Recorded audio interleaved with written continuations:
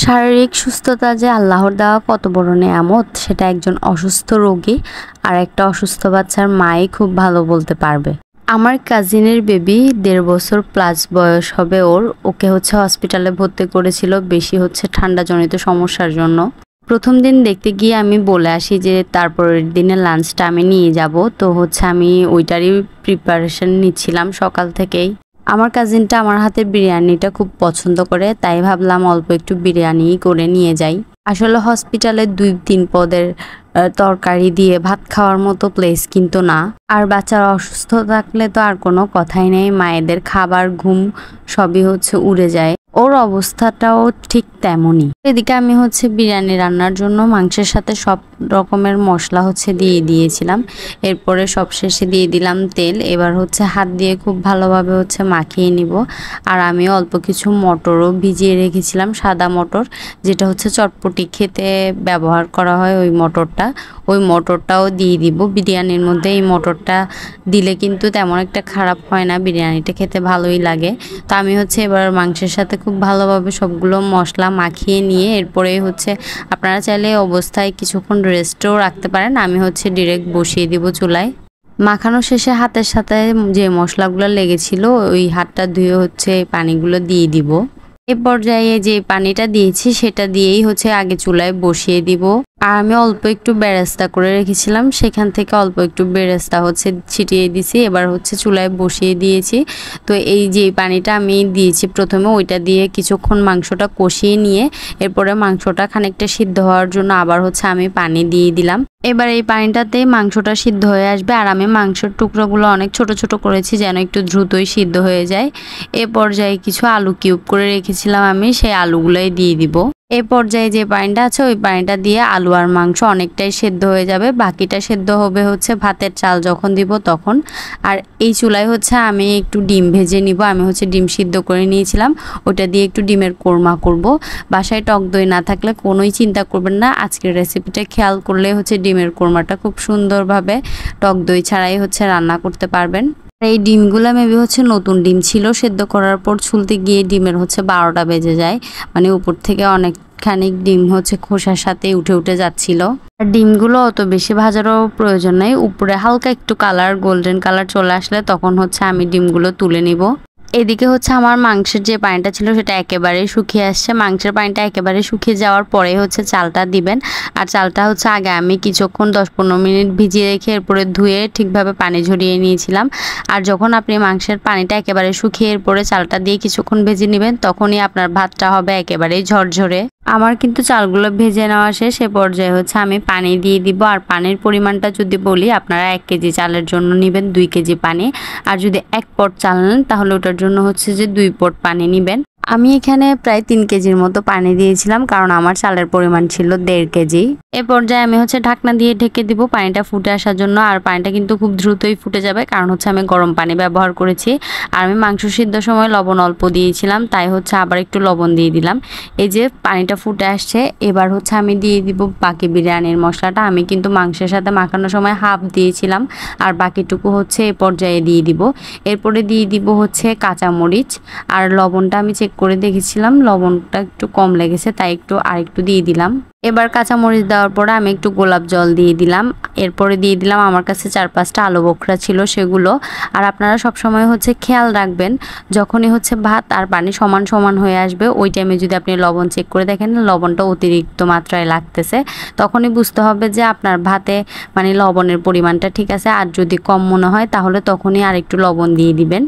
এই পর্যায়ে চুলার আঁচটা একদম ডিম করে আমি 4-5 মিনিট রাখবো। এরপরে আমি যে রুটি ছেঁকার তাওয়াটা আছে, আপনারা মোটা তলাযুক্ত কোনো তাওয়ায় বসিয়ে দিবেন, তাহলে ভাত নিচে থেকে একটুও লেগে যাবে না।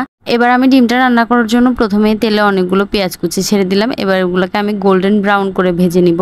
বলতে পারেন একেবারে বেরেস্তাই করে ফেলবো। এরপরে আমি এগুলো আর তুলে নিব না, এর মধ্যেই আমি আদা রসুন বাটা দিয়ে দিব, সাথে দিয়ে দিব পেঁয়াজ বাটা। আর আমি এই পর্যায়ে 3টা এলাচ আর 3টা লবঙ্গ দিয়ে দিয়েছিলাম।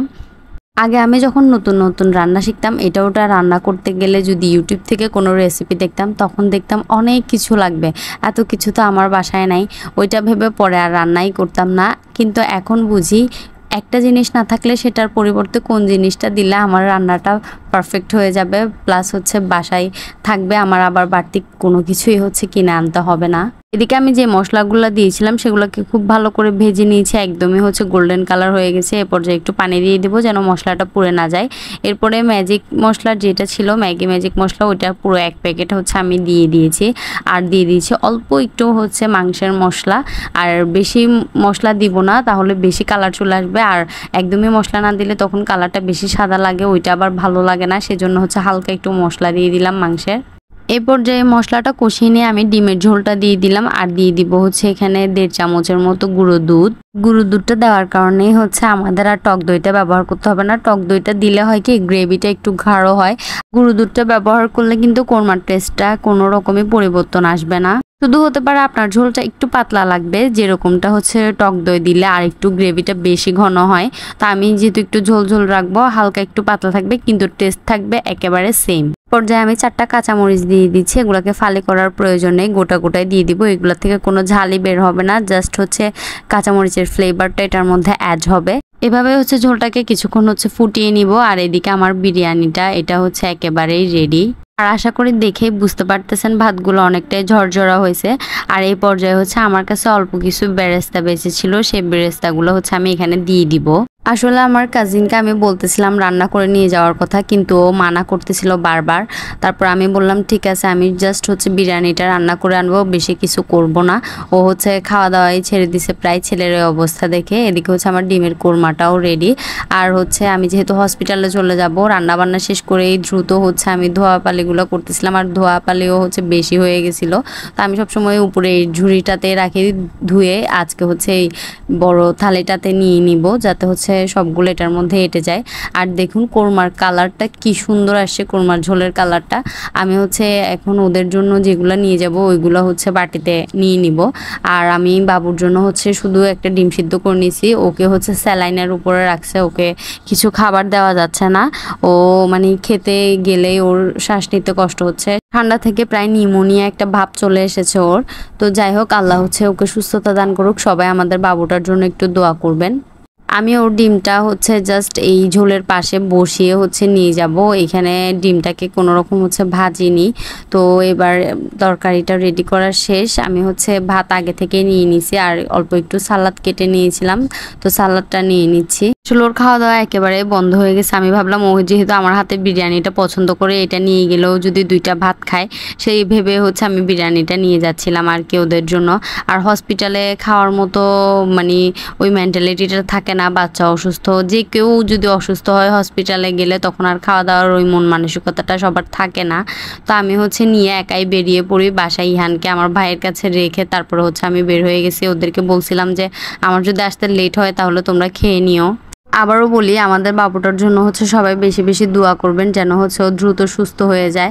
আর আশেপাশে আরও অনেক বাচ্চাই আছে যারা হচ্ছে খাবার খেতে পাচ্ছে না, ওদেরকে হচ্ছে নল দিয়ে এরপরে হচ্ছে খাবার খাওয়াচ্ছে, সেটা দেখেও অনেক খারাপ লাগলো। সবার জন্যই দোয়া করি যেন সবাই সুস্থ হয়ে হচ্ছে দ্রুত ঘরে ফিরে যায়।